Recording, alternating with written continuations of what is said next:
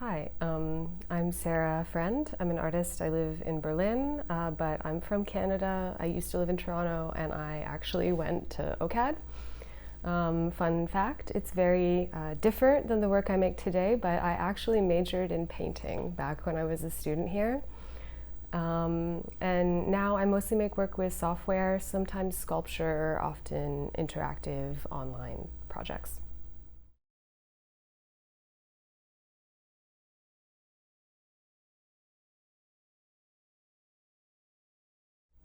The life forms were an idea I was iterating on for actually many years before I launched it.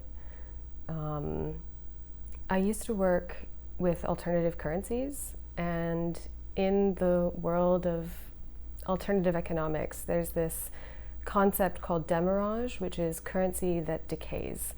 So it loses value over time, and there are a variety of reasons that people might be interested in this idea.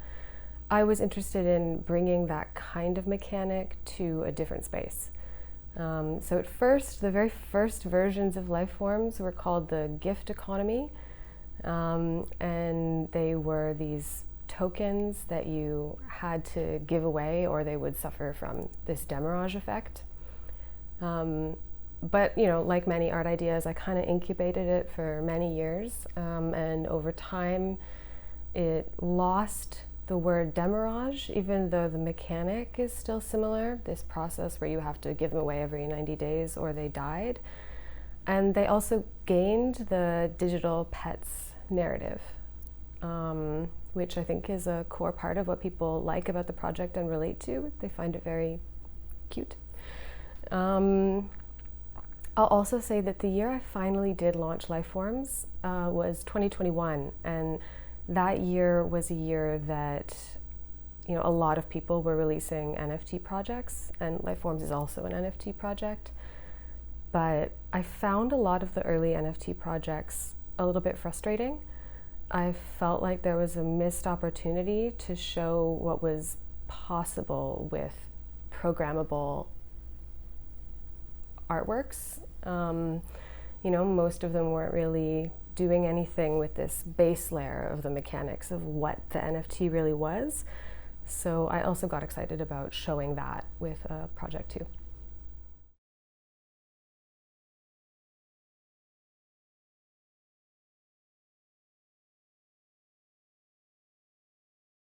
So in 2023, I was a research fellow with Summer of Protocols, which was a very experimental program looking at what might be generalizable about protocols across many different domains, from HTTP to blockchain protocols to even social protocols like shaking hands. And I looked at how protocols die that year. But really what got me thinking about the death of virtual worlds, the death of protocols, all of the things I spent that summer researching was life forms. Because the life forms have this mechanic where they die if you don't give them away every 90 days, I'm very sad to share that almost all of the life forms that were ever created by anyone have died. And so I kind of started to think, what does that mean? And am I responsible for the death of 250 almost digital pets? And then I guess I had further questions about this, like as an artist, should I add anything to the narrative for the life forms, like a funeral moment, a memorial, anything like this? And it was from these thoughts that I started to think about the death of other digital things. So I found this podcast, which was about, I don't remember the name right now of the game, but it was an MMO that was shut down, and it had this planned shutdown moment. So the developers weren't going to work on it anymore, and they announced, like, this is the moment that the game will go offline. But of course, like many online spaces, it had become very important to a lot of people. So they gathered and did this kind of like funeral moment in the game on a stream. And it was very moving and also really interesting to me that these little events were maybe happening all around me in various online communities. And that became connected to the life form deaths in my mind.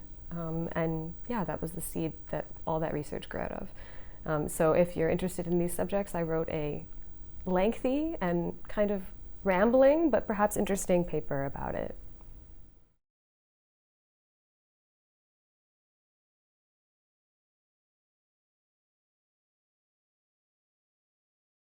I think that during this conversation, we've maybe hinted a little bit at this question of what is death. But to talk about what death is, we inevitably have to talk about what life is. They're really just two sides of the same question, right? And I think that we live in an era more and more where we are re-evaluating what might get to be a being and what might get to have a personality. And of course, I'm talking about AI. But I think that this is also really interesting because cosmologically speaking, in the culture I grew up in, we have sort of one idea about what is living and what is dead and how these transitions are marked. But there are many examples of other cultures, other eras in history, where those transitions and boundaries have been delineated differently. And I think simultaneously, layering on top of all of this, complicating it in a way that I'm not going to be able to summarize quickly in this interview, but simultaneously an ecological crisis. So we have, many different living beings which are very different from humans, and we are considering maybe their personhood in a new way too. And I think those questions are not separate for me. The question of, what kind of person is a computer and what kind of person is a dog? I think that maybe we can ask these questions simultaneously and expand some of the ideas that we currently might have about what is alive, what is dead, and how these transitions play out.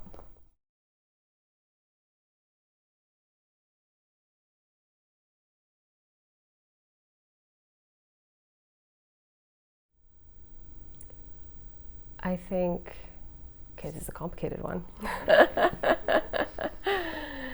When I was doing the research fellowship with Summer of Protocols about how things die, especially how digital things die, I was like, well, a good first question to start with is how things die at all. And as often happens when researching something, the more I researched it, the more I realized we have many conflicting ideas about how to answer that question. So, for example, we might have a medical definition of death, which has changed at different points in history. We simultaneously have a legal definition of death, which has, again, changed at different points in time.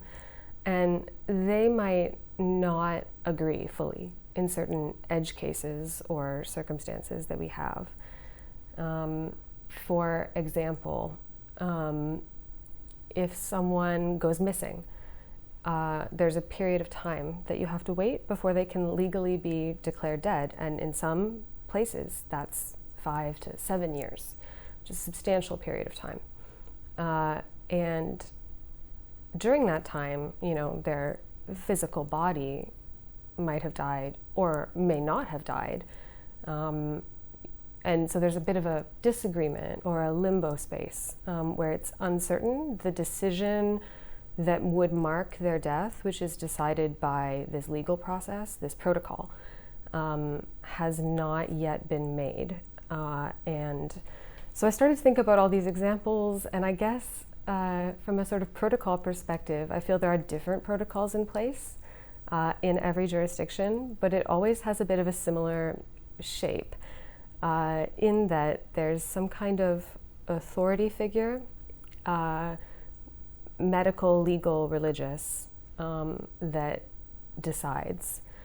And so in the case of a virtual world, I found these sort of kind of similar decentralized processes. For example, I spent a lot of time on Reddit reading like MMO forums where people debate the different criteria that might cause a MMO to be alive or dead.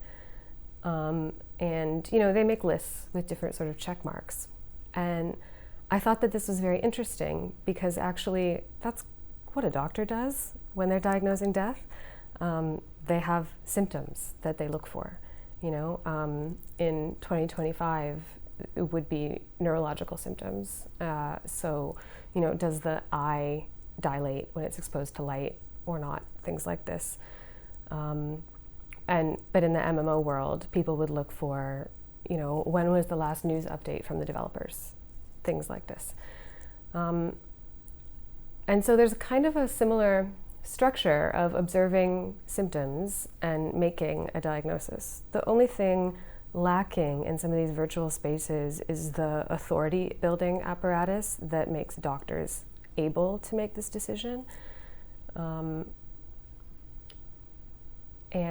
that was a very specific answer to sort of one example. I think in the case of a project like Lifeforms, I'm the decision maker. I'm the sort of game master. I often think of myself as, the dungeon master of my own artworks. I design the system and I let people sort of play within it. I build the rules for where the world ends and doesn't end. But simultaneously within that, other people write their own stories or experiences onto it. So in the case of Lifeforms, I suppose I'm the doctor who diagnoses in my own works.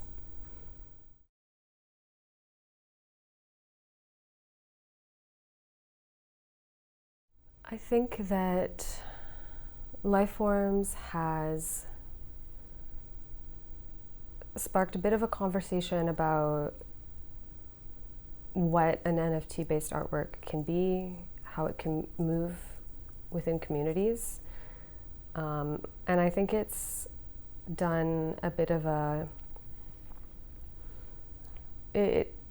for a while it filled a role of expanding the narrative about what kinds of communities were using blockchain, because Lifeforms is a project that's about, digital pets, it's about caring for something, it's about giving gifts to your friends, which are the Lifeforms themselves. And all of those narratives are things which were not very visible about the blockchain tech world, though sometimes they're within it too. And so I think a lot of people were drawn to the project for that reason. And I suppose I would hope that Becoming in the Light of the Miracle could bring similar narratives. I think the art world is already more open to conversations about care, about, the liminal space between life and death, and community. But I think they are the conversations that we'll be having with this exhibition.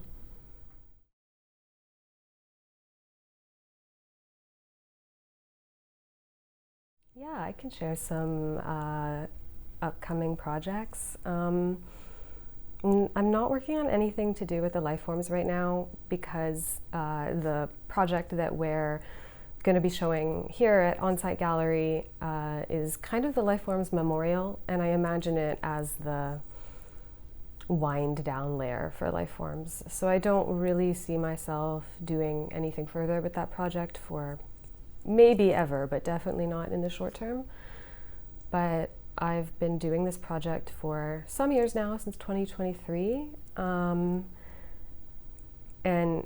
this one is about AI and identity.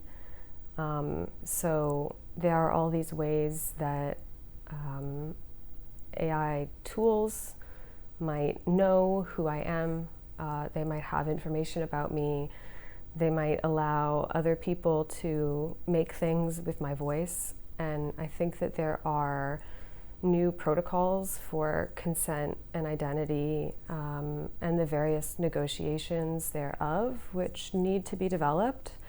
And I think this is also a bit related to what we were talking about earlier, you know, how something lives and dies, because it's very real possibility that people will be interacting with AI avatars of me after my death. What provisions might I write while I'm still alive for that?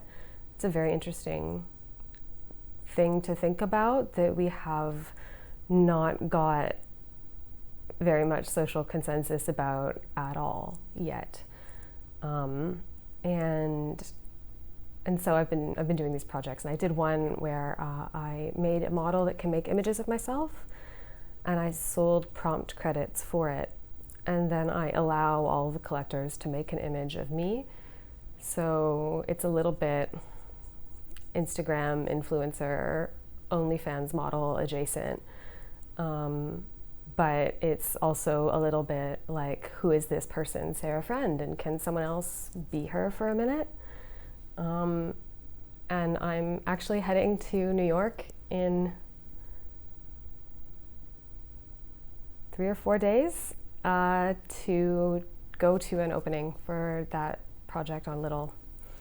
Also some sculptures at Sculpture Center, and the sculptures are little screens, and then they have sort of a cute but machinic display structures that I've built as well.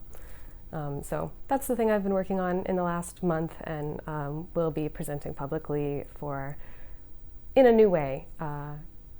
It will have a new form that I'll be sharing for the first time in just a few days.